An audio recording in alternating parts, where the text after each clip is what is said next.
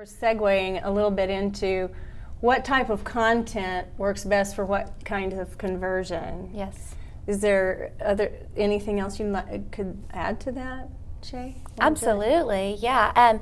You know, when we have clients, oftentimes small business clients, they're very, very bottom line driven out of necessity. And so when they need to see that their content marketing is going to directly affect their bottom line, naturally we focus some of our content production on really good ads, really good landing pages that are going to match those ads, and really tight email marketing campaigns.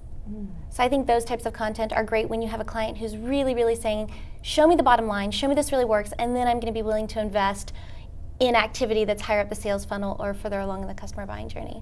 Well, I'm guessing too that you may have clients just because it's so prevalent right now to be social media minded, that just come in and say, wow, I want a really great social media campaign. What can you do? And they're not thinking about the purposeful guidance that you're going to be giving them. What are some things that you could say about that, about social media content versus other types of content, and how you guide a client to utilize that in a purposeful way that's really going to impact their business? Well, I would say that nothing stands on its own. So when clients come to us and they say, oh, we want to do social media marketing, or we want to do SEO, or we want to do PPC, we take a step back and we say, okay, what does that mean to you? Right. And then what we work so hard to do is manage the client's expectations and manage the definition of social media, manage the expectation of SEO, and the definition of SEO.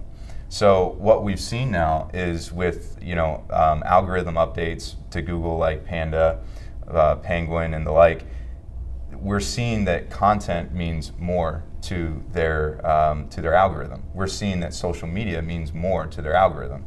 So Google Plus is now essential to be on while you're trying to drive new traffic to your site, because it has more of a space within that algorithm for Google in particular. The same would be for Facebook. When they had EdgeRank, I believe it's now off, if I read that article correctly. Yeah, off-ish. But they're basically reevaluating how they set content up in a newsfeed. Right. So as those algorithms change within social media and within search engines like Google, you have to adjust. So when the client comes and says, oh, we want social media, we say, well, you can't just have social media marketing. You have to apply it with SEO. You have to apply it with content. Because if you don't have content to share on social media does nothing for you. So what we tend to use is we use social media as a distribution channel. So Facebook is simply a distribution channel, but you can't just distribute it there if you don't have a community. So you have to build that community, which involves community outreach, which involves other players within the field being involved on an active Facebook page or group or a Twitter account, lots of followers and engaged, in order so when you deliver and distribute your content to those channels, there's somebody there consuming it. Right.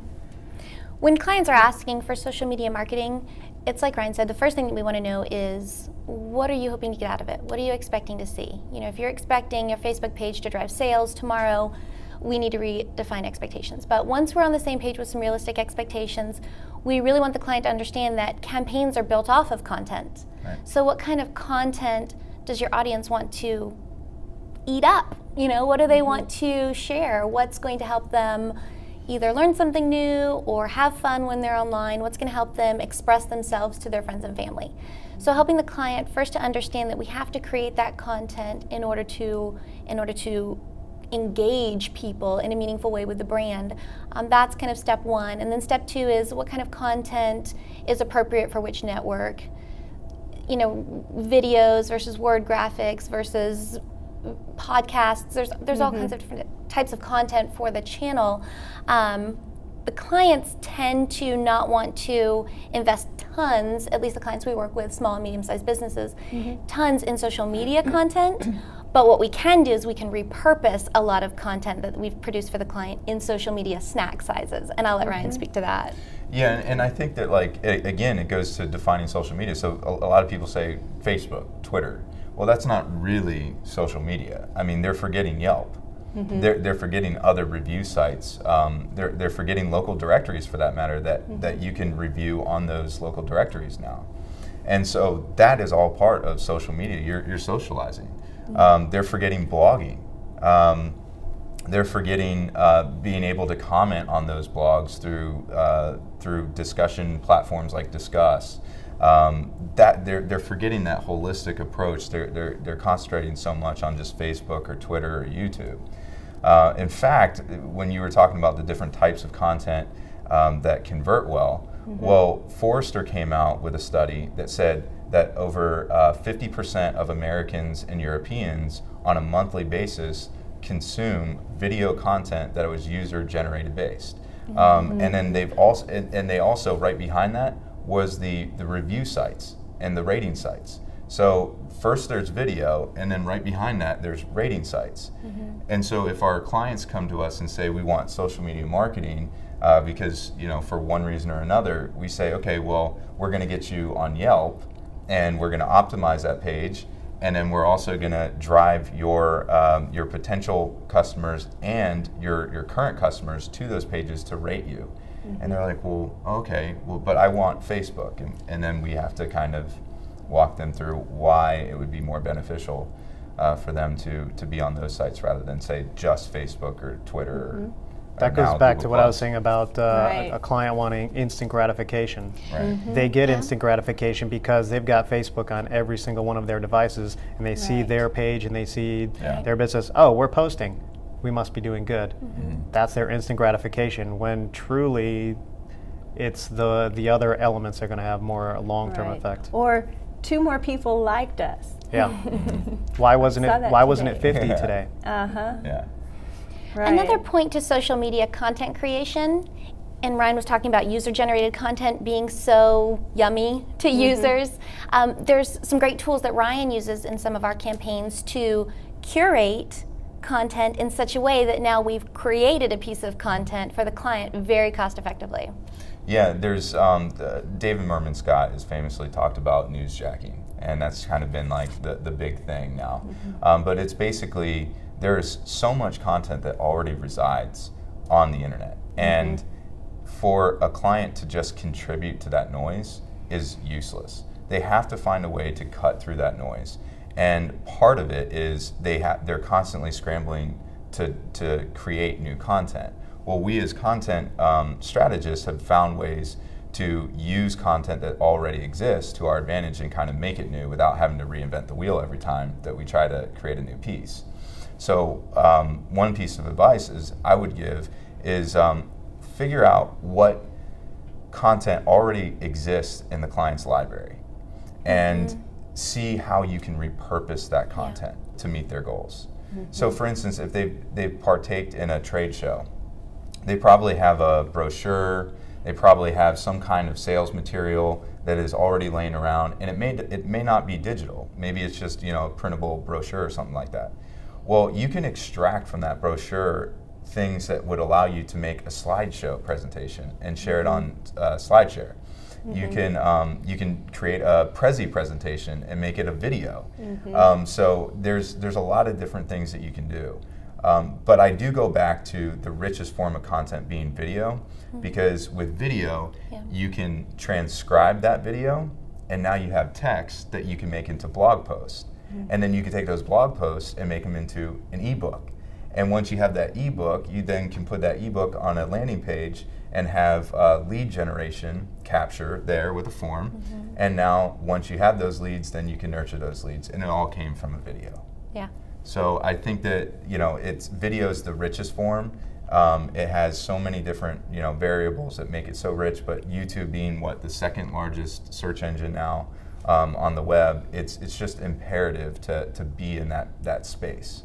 And you can make video just having a screenshot, using Camtasia or something. Just having a screencast on your computer of your product or service, of a PowerPoint presentation. Now you got video and you got a PowerPoint. So any way that you can repurpose the content so you're not having to recreate the wheel every time is going to be essential. Well, I might also add that from a strategic standpoint, that makes sense anyway, because now we are guaranteed consistent messaging, right? Which of course is so crucial to keeping the message Except, out. You just brought up a really good point, except when you've got small and medium businesses that want to take it into their own hands.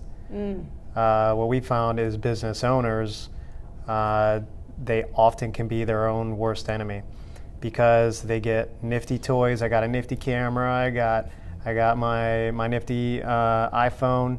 They'll be creating their own content or creating their own posts, and while they may have gotten into business to be, the best architect or best interior designer, and they could be very successful at that, doesn't always mean they have the best spelling, grammar, consistent messaging.